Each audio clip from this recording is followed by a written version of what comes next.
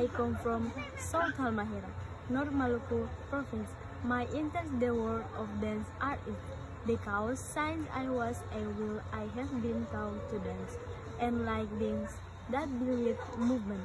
In my family, I also have my own sangha. Before where I have been taught dance movement. From here, I can learn that dancing is not just moving the body, but it has its own meaning. Being a dancer is not an easy thing, but I enjoy it because I want to learn. Maybe that's all my introduction. I say thank you. Thanks for watching. Please subscribe.